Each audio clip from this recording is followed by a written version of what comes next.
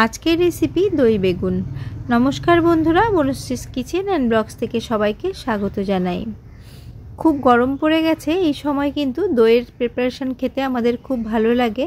আর আজকে আমি কিভাবে দই বেগুন বানাই সেটাই আপনাদের সাথে শেয়ার করব।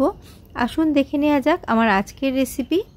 এখানে আমি বেগুনগুলোকে গোটা রেখেছি, গোটা এইভাবে 4 ফালা করে রেখেছি, কিন্তু বোটা কিন্তু কাটিনি। বোটার দিকটা দেখুন কিভাবে আমি কেটে নিয়েছি। আর বেগুনগুলো কিন্তু আমি ধুয়ে নিয়েছি।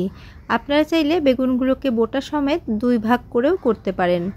অন্য সময় আমি 2 ভাগ করে করি, কিন্তু আজকে আমি এইভাবে বেগুনগুলোকে রান্না করব। দেখুন আমি বেগুনের ভেতরে ভালো করে একটু নুনটা মাখিয়ে নিচ্ছি।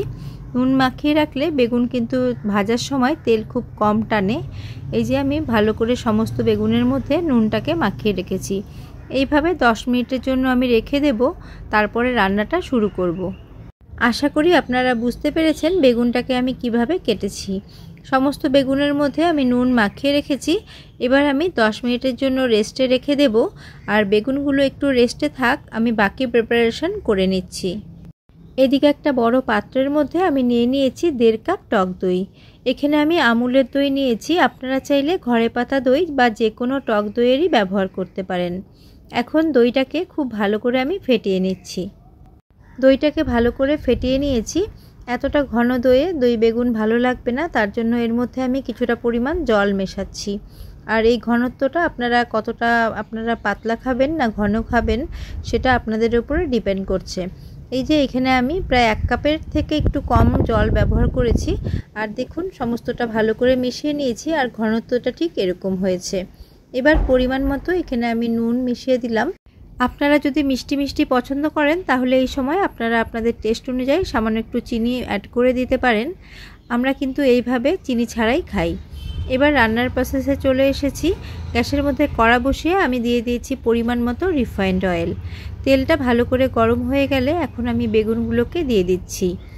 একবারে সবগুলো বেগুন ভাজা হবে না, আমি 2 ব্যাচে বেগুনগুলোকে ভেজে নেব। আর গ্যাসের ফ্লেমটাকে কিন্তু একদম লোতে করে দিতে হবে, নয়তো বেগুনের মধ্যেখানটা কিন্তু কাঁচা রয়ে যাবে। অনুষ্ঠান বাড়িতেও এইভাবে গোটা গোটা দই বেগুন তৈরি হয়, তখন কিন্তু ওরা ডিপ ফ্রাই করে। যেহেতু আমি এখানে তেলের ব্যবহার কম করব, তার জন্য এইভাবে ঢাকা চাপা দিয়ে বেগুনগুলোকে আমি ভেজে নেব। ফিরে এলাম মিনিট 4 পর। এখন বেগুনগুলোকে আরেক পাশে উল্টে দিয়ে ভালো করে ভেজে নেব।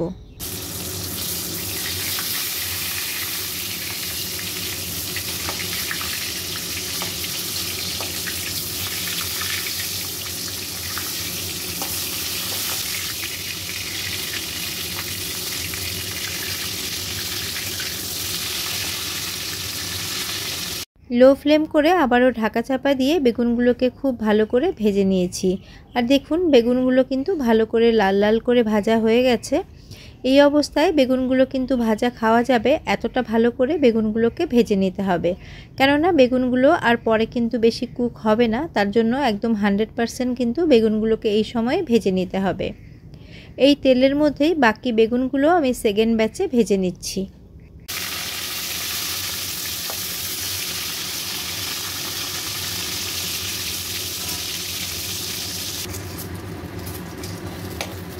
সেকেন্ড ব্যাচের বেগুনগুলোকেও উল্টে পাল্টে ঢাকা চাপা দিয়ে লাল লাল করে ভেজে নিয়েছি। এবার তেলটাকে ঝরিয়ে নিয়ে বেগুনগুলোকে তুলে নিচ্ছি।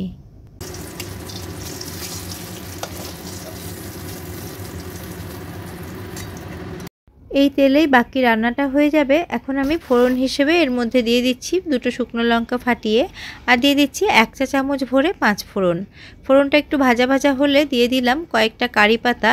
একটুখানি নাড়াচাড়া করে এবার যে বেগুনগুলো ভেজে রেখেছিলাম সেই বেগুনগুলোকে দিয়ে দিচ্ছি।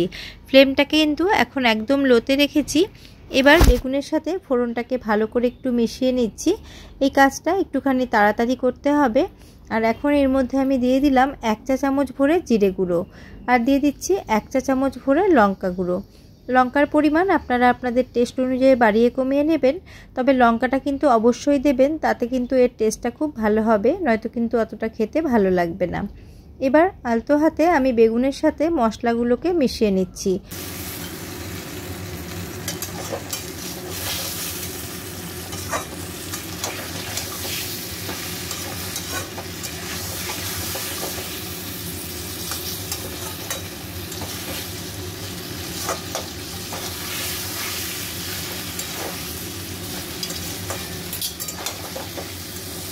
উল্টে পাল্টে গুঁড়ো মশলাগুলো বেগুনের সাথে ভালো করে মিশিয়ে নিয়েছি।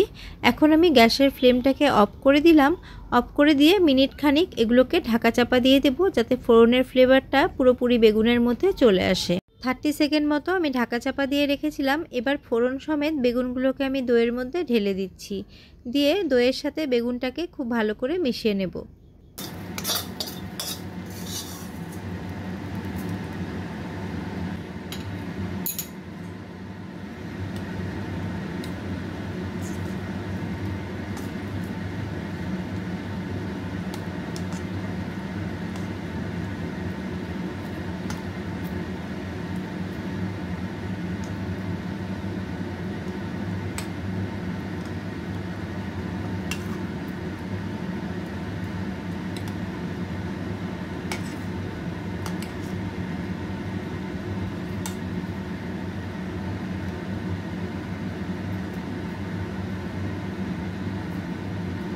দইয়ের সাথে সমস্ত কিছু ভালো করে মিশিয়ে নিয়েছি, আর তৈরি হয়ে গেল উড়িয়া স্টাইলের দই বেগুন।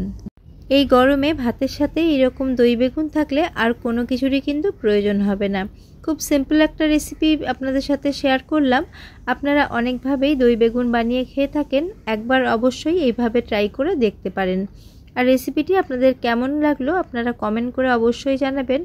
আর আমার চ্যানেলে নতুন কোনো বন্ধু এসে থাকলে, আমার ভিডিওটি ভালো লেগে থাকলে আমার চ্যানেলটিকে সাবস্ক্রাইব করার অনুরোধ রইল।